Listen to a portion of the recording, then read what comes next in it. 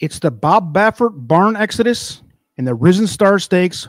What happened to our top 25?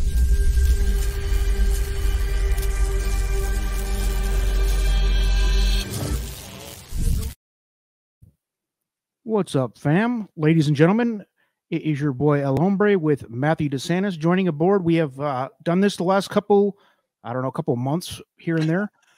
Yeah. I think this is officially our fourth version of the top 25 Kentucky Derby contenders, where we are looking at who's going up, who's going down, who's a real threat to win this thing, who's fading away from the Derby Trail.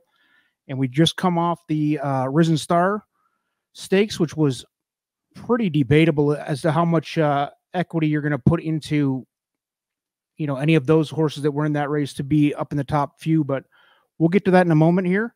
Yeah. Matt, what was your take on the Risen Star overall, and where we at?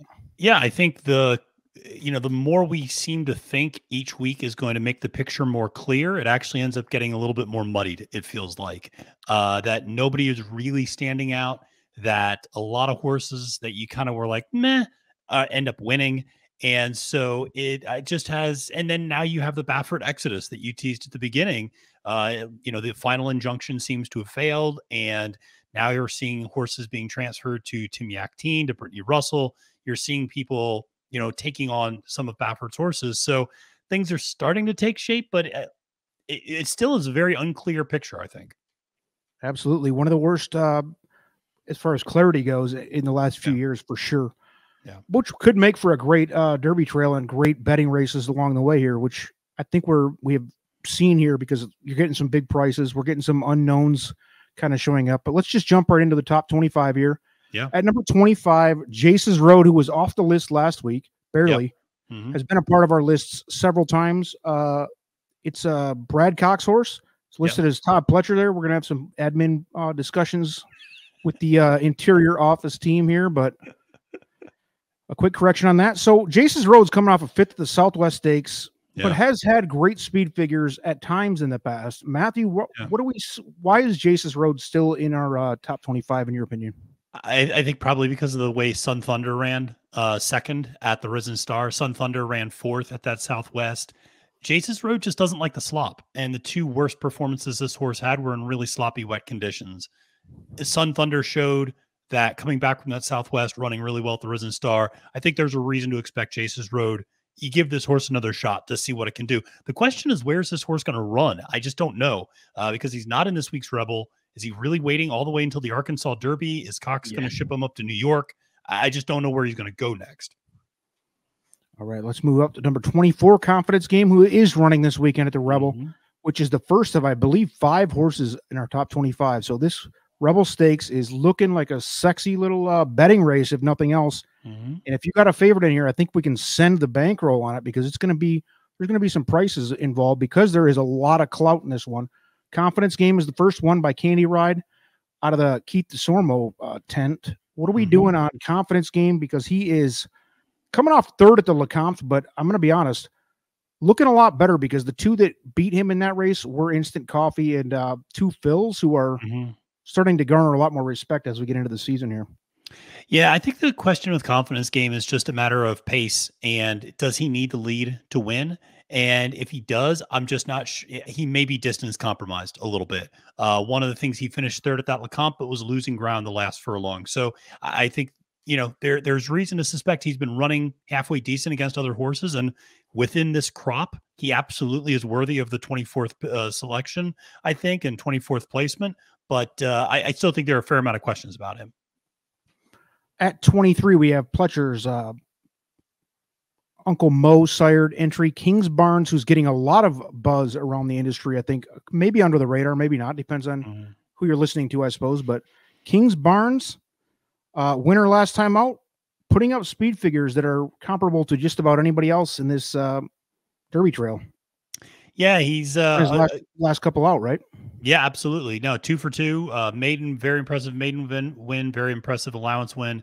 Both at Tampa Downs, likely pointed to the Tampa Bay Derby. I think that this is a point I made on this week's Win Play show. I feel like some of our best 3-year-olds are actually just getting started. which makes the Derby picture that much more unclear because our best 3-year-olds might not be running in the Kentucky Derby. They may be running this summer up at Saratoga, but it's going to be interesting to see. But Kingsbarn, very, very talented colt for sure, and will have an opportunity to show himself in one of those Florida preps.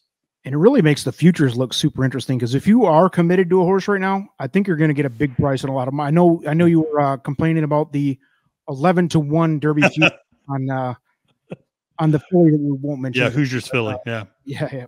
But I mean, that's just the nature of the beast right now. Nobody really knows. There is no Epicenter. There is no Tis the Law from the year before. There is no big name sticking out. Yeah. And even the ones that are sticking out outside of, we'll get into it later, but I mean, even the ones that a couple of the top dogs that are sticking out, we really haven't seen enough of them yet this year. Yeah. So 22, Tapit's Conquest, coming off of the 4th in the Risen Star. Why did he maintain a spot here? I think, well, it speaks, I think, to the overall caliber of the crop a little bit, but I think it also speaks to the fact that Brad Cox said he thought he was the winner at the 8th pole. He just, had an interview with Fairgrounds staff and said at the 8th pole, I thought Tapit's Conquest had it. And he kind of flattened out. He did come on a little bit, almost closed on 2 fills. But I just think, it's also important to point out this was this horse's first attempt at a stakes race. So, I mean, it's still a young horse and an ascending horse, and certainly showed this horse should like more distance, which is a big question mark for a lot of horses in this crop. And so I think there's reason to suspect this horse is going to continue to progress. Cox is still very high on this horse, and they're going to point him to the Louisiana Derby. Yeah, that's a trend I'm really looking for in this crop because we can't decide anything else. It's the ones who are closing and look like they want the distance. And we'll get into a few of those as we go through here because there are a couple that stand out from what we've seen in the prep so far that were way more impressive on the close, looking like they want a distance more. More so than the ones who are actually winning the preps, actually. So, yeah.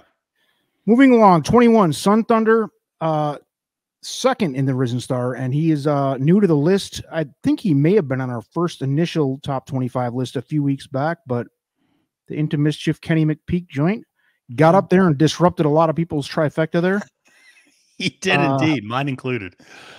Yeah. So where are we at on Sun Thunder? Do we think he's a legit Derby threat to make the gate or no? I don't know. I think he probably is a threat to make the gate because all he really has to do is finish underneath in one more prep and he's going to qualify. True. But he is kind of in a little bit of a prove me spot for me, at least. I'd like to see one more effort out of him. Like I said, last time out was in the slop in the Southwest. He comes back on a dry, fast track and runs really well. Maybe you just cross a line through that Southwest and go, something, he just didn't like the surface. And he's a legit contender and should be a lot higher than 21st. I'd like to see him prove it one more time, though. Absolutely. I'm not sold on him myself either. Number 20, let's move up to the next grouping here. National Treasure is a familiar name. He's been out the last 2 times out, 3rd place in both Breeders' Cup Juvenile and the Sham. Heading to, I guess, the Fountain of Youth. Where are we at on this Bob Baffert trained horse? So we're not sure, like we said, the Exodus, what's going on with National Treasure?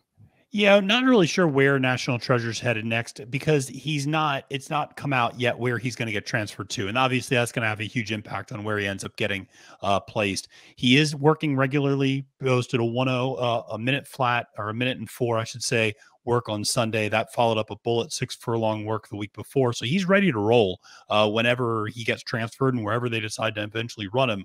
He's a horse I've been very, very high on this whole time, probably higher than anybody else in the group on Trust the Profits. But I just think he's a horse that's going to like all the distance you give him. All right. Number 19 is dropped from number 4 last week because of the, I guess, somewhat disappointing finish here in the Risen Star. He was, let's see, help me out here, 9th? I think 8th or 9th, yeah. But this post draw, there's a lot of, it could be attributed to the post draw of way outside, which obviously is not a great help. What else did you see out of Victory Formation?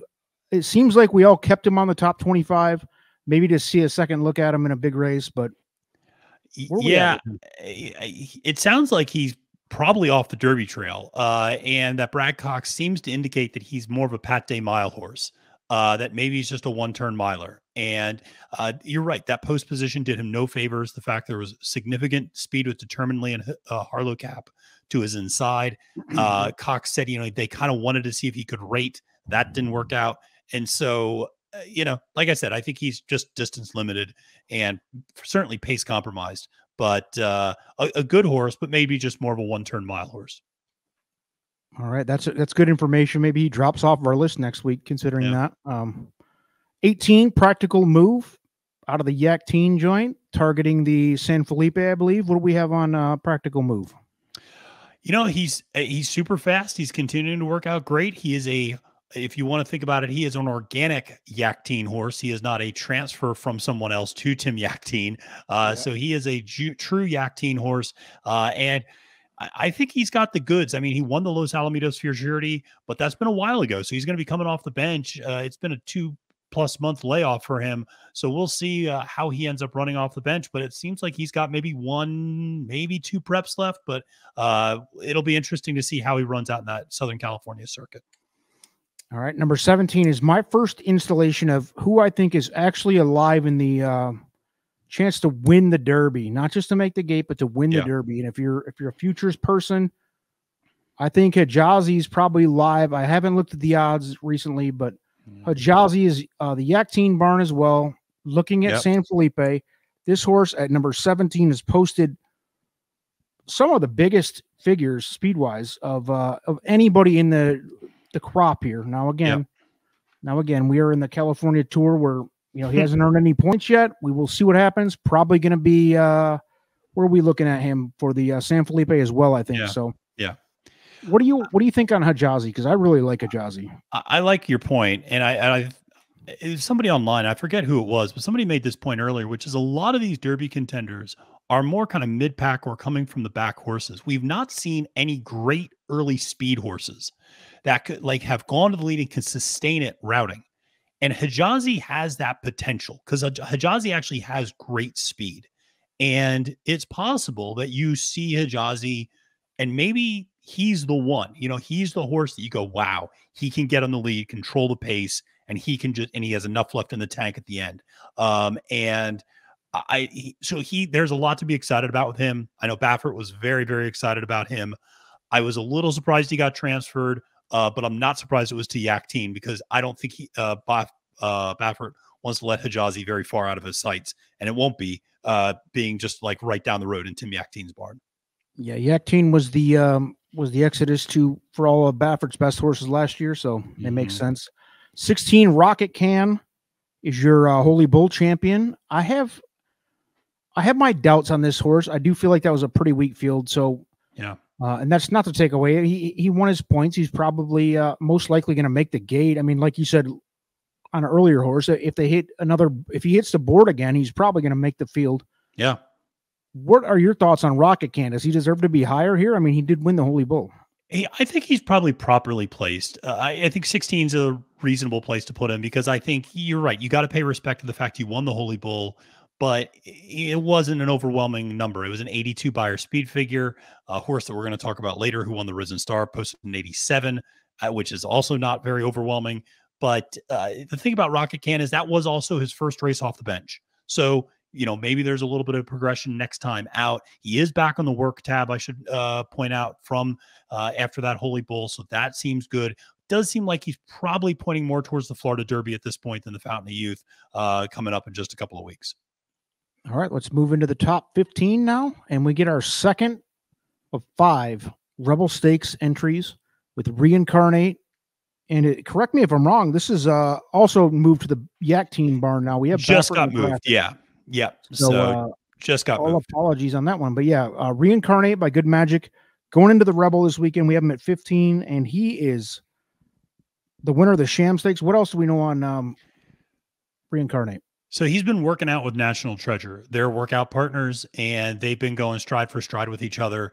The thing about Reincarnate is he kind of had a glow up, if you will. I mean, between the last time he ran in the Sham weight, he looks tremendous. And he looks big. He reminds you of those Baffert horses that are just big horses. And that shiny coat and just kind of puff themselves up a little bit. And, he's certainly very, very good. And the question is, how's he going to run? I mean, the thing is, this is still a Bob Baffert horse in a lot of ways. It's not as if this is a Tim Yak Teen horse and he's running in a month from now. This is a horse that was training with Bob Baffert earlier last week. And so this is not, for all intents and purposes, a Baffert horse going into the Rebel. And the fact that Baffert's had success with Arabian Night shipping east and running in the Midwestern circuit gives you confidence that Reincarnate can do the same. But certainly a very, very capable horse. Yeah, I think this Rebel Stakes, I'm gonna make the statement now. Whoever wins the Rebel here is gonna shoot to number 1 on these charts, regardless of Arabian Night and Forte. And I mean, unless it's just a 10 across the wire, photo finish or something crazy happens. But I really do think that whoever wins this race, because this is by far the most stacked. We said it last week about the Risen Star. The Risen Star field looks like a joke compared to this, I'll be honest.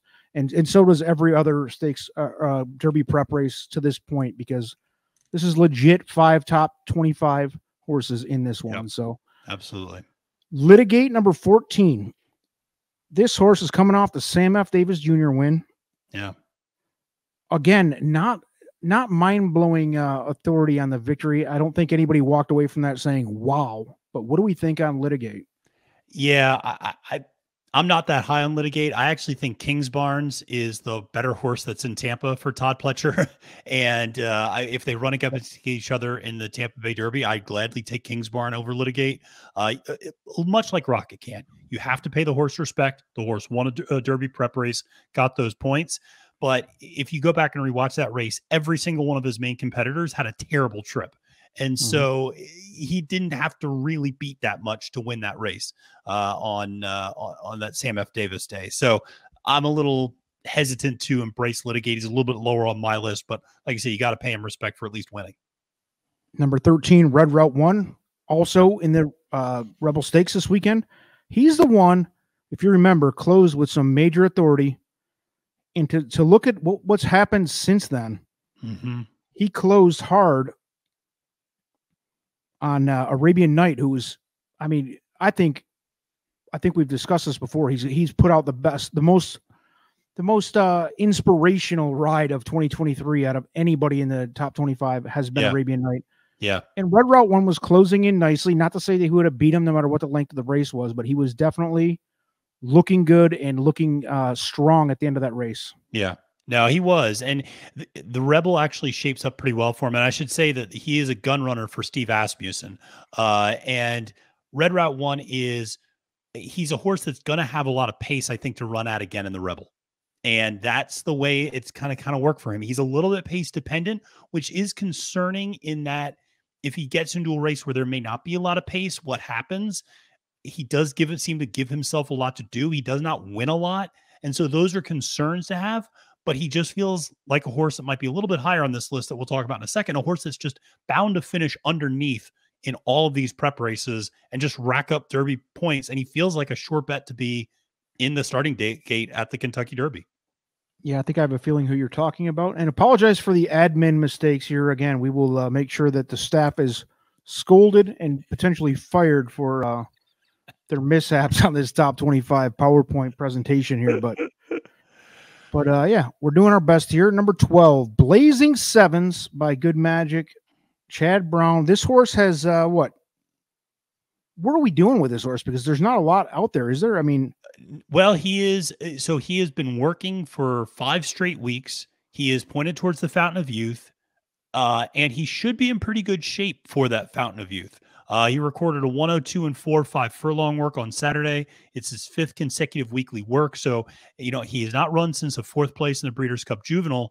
I feel like we forget that he finished 4th in that Breeders' Cup Juvenile. Like, I feel like a lot of people think he finished a lot further back, and because of the distance. Because of the distance. But it was, it was Forte, it was Cave Rock, it was National Treasure, and then it was Blazing Sevens. I mean, he's not that bad of a horse, and he won the Grade 1 which is why he's maintaining up here in the top absolutely spots without really proving a whole lot otherwise. But yes. Yeah. But he's been working out well for Chad Brown. It is really Chad Brown's only Derby horse. So it will be interesting to see this Fountain of Youth in 2 weeks is setting up to be quite a doozy as well. Number 11, Falston, who was second, and we talked about another hard closer. I liked Falston's work in the last race. Was it Having a Meltdown who beat him? But Falston was closing hard. Yeah. Another Bob Baffert trained by Curlin. What are we thinking here? San Felipe is looking like the first legit California tour stop here. So yeah. What's your thoughts on Faustin? Well, we don't know where he's headed yet in terms of what barn. He still is with Baffert. We've not heard anything otherwise. He's a horse again. You think all the distance is going to work for him. And he just recorded a 58 and 4 5 furlong workout on Saturday. So he can fly. This horse can run, and he's going to like the distance too.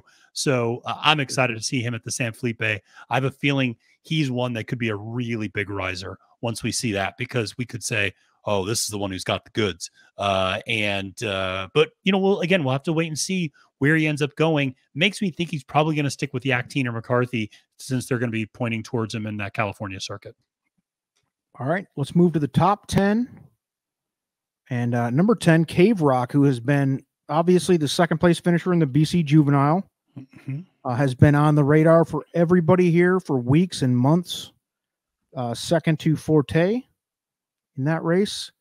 Got back on the grid last week. What do we know on Cave Rock by Arrogate? Well, he worked out again today. So you can say he backed up his work last week with another work on Monday, and he went 49 and 2, 4 furlongs today. It still does feel like there's a long road back for him. I think it's a one and done. I think it's a Santa Anita Derby, Arkansas Derby situation or nothing. So it's a high stakes sort of situation to see if he doesn't run his A game. Maybe he doesn't qualify for the Derby, but in those 100-point Derby preps that you have later on, even if you finish second or third, you still may very well qualify for the Derby. But obviously, we'll be interested to see where he ends up going in terms of what barn. But is back on the workout tab, and like I said, back on the workout tab second week in a row.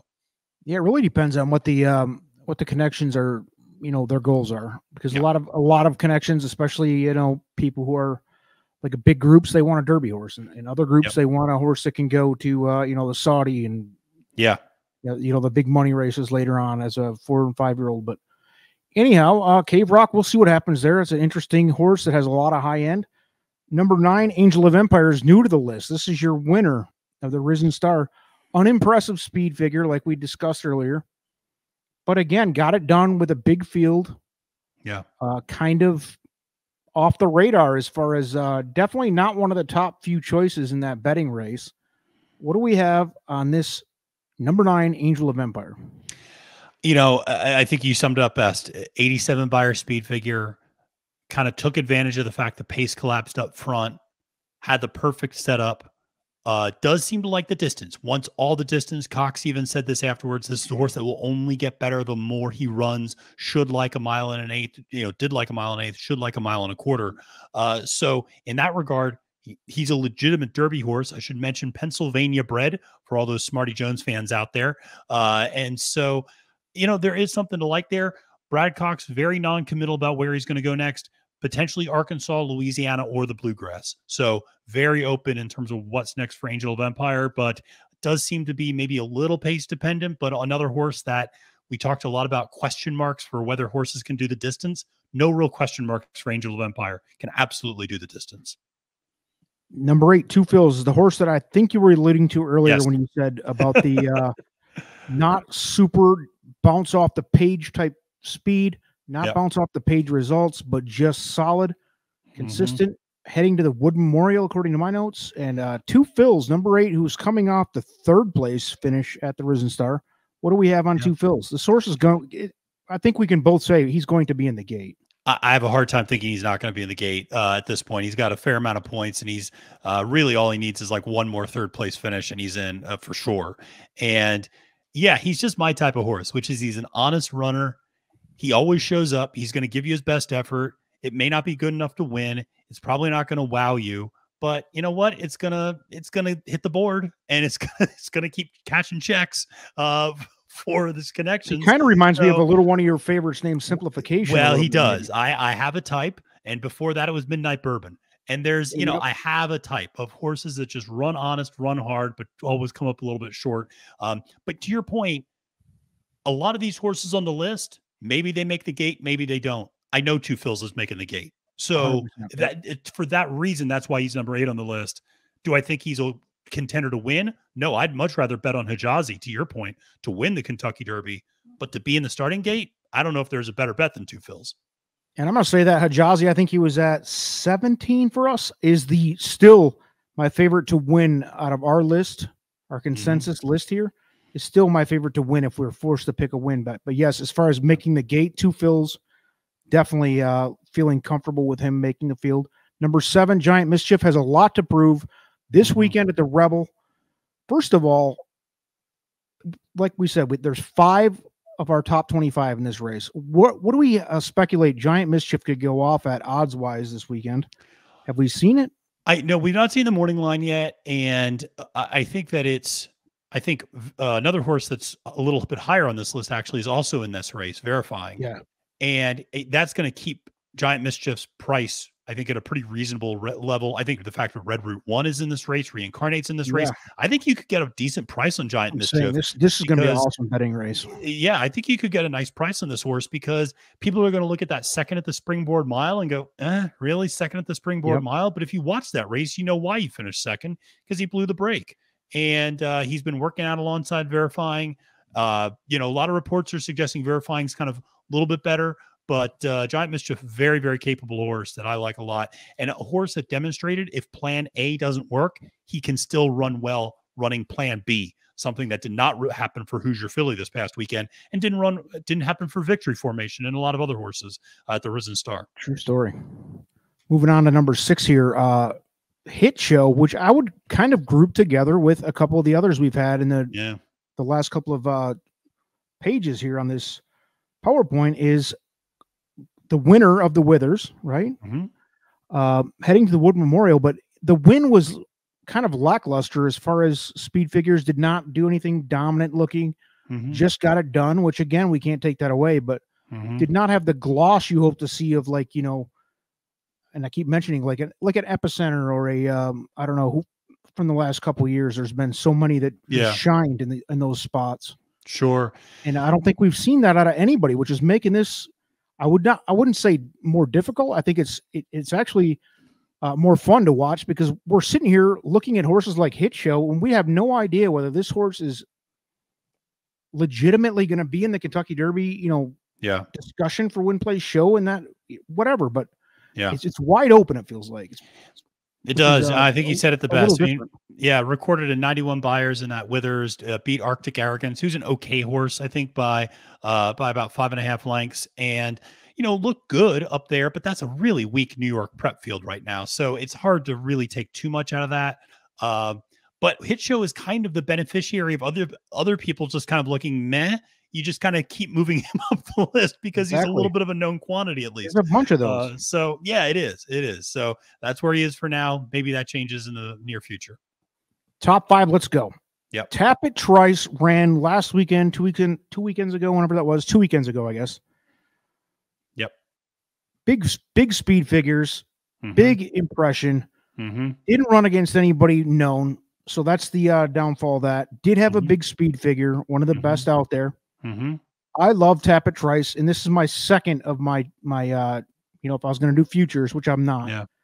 If I was, though, Tapit Trice would be on that short list as well. Where are we at with Tapit Trice for you? I think, and again, it's emblematic of this Derby picture in that a horse that has yet to run in a stakes race is 5th on our Kentucky Derby. Contenders Town. It really is. And rightfully so. He ran 10 points better than Rocket Can that day at the Holy Bull. Recorded a 92 buyer speed figure. It was a 1-turn mile. Granted, he dominated stablemate Shesterkin, but he's back on the work tab already. 4 furlong works on Saturday for Todd Pletcher. Seems like he'd probably be pointing towards the Florida Derby or the Tampa Bay Derby, depending on where Todd wants to move all of his Florida horses. But I think a colt that has a lot of potential, very excited for, and understand why people are high on this one. So I mentioned I had a few on this list that are my picks to win. So Verifying is my pick to win the Kentucky Derby way too early. And I might look like an ass next week after the Rebel Stakes, because this is a very tough field, but I love Verifying. Verifying is our number 4. And again, a non-stakes winner. Speed figures are wild. He could be one of those off the charts and wins by 20 lengths, and I wouldn't be surprised, but he also might, he might fall short like some of the other great ones we've seen here. But I love it. I'm a Justify fan. I'm a Verifying and Brad Cox fan. Let's go. Rebel Stakes this weekend is going to be a big one, and I think depending on the odds, I might be going real heavy on Verifying. Where are you at on Verifying? A big fan as well. Has been outworking Giant Mischief according to all the reports out of the Cox barn. Has also had his form flattered just this past weekend. 2 Eagles River, who finished third to Verifying, a distance third, I should mention, in that last race Verifying ran. That horse came back and won a big allowance optional claiming race at Oaklawn and beat a very nice Steve Asmussen horse called Disarm, who a lot of people actually might have thought was kind of a fringe Derby horse as well. So a lot to like there with Verifying. The works look great. I think the race sets up well for him. It's got the inside rail and should be able to save ground. I say let's roll. I'm going to go deep on Verifying for sure this weekend. And I think you might get a price because of the competition. Competition's stiff enough to where I think you might get a decent price on them. But yeah. Number 3, Instant Coffee. That's your LeCompte champ. Yep. Targeting Louisiana Derby. Mm-hmm. Has done nothing wrong.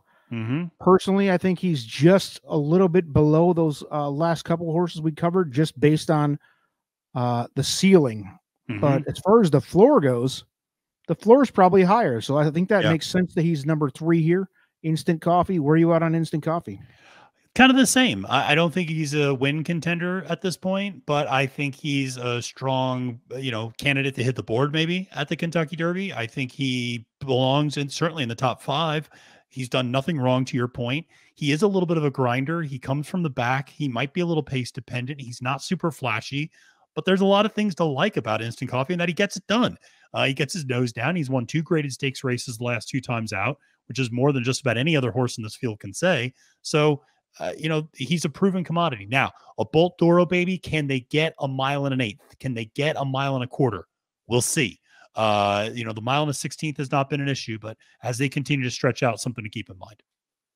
So speaking of the horses that have been flashy, Arabian Night has again clocked the best race of the year for 2023 as far as this crop goes, by Uncle Mo, targeting looks like the Arkansas Derby, right? Arabian Night number 2 is gotta be the consensus. I'm not talking the Trust the Profits consensus, but the consensus Vegas odds.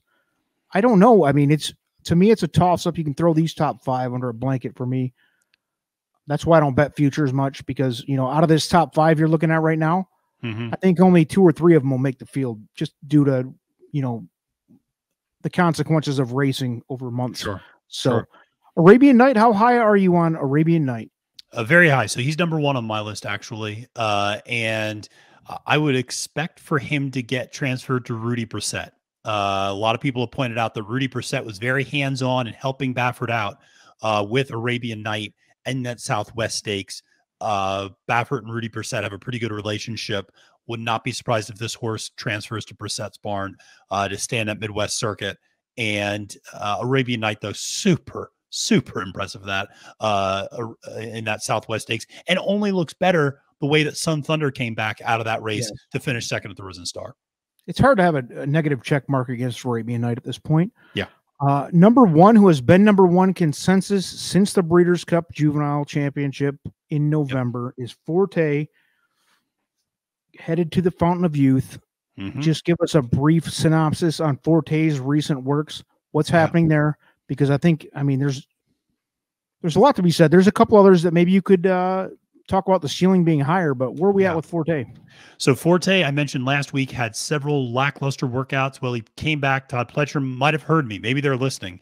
He came back and ran a 101-4, 5 furlong bullet work, best of 10 horses down at Peyton Place, down at South Florida. So nice work leading into that Fountain of Youth. I'd expect the Florida Derby or the Bluegrass next after that, but very good horse. Hard to make a case against him until we see him run in 2023. That's it, baby. Nice work, Matt. Thanks for the insight. We'll keep up with the top 25s as they shift around. We're going to do this all the way through the end of the prep season, heading into the Kentucky Derby and the Triple Crown. Peace out, everybody. Thanks for watching.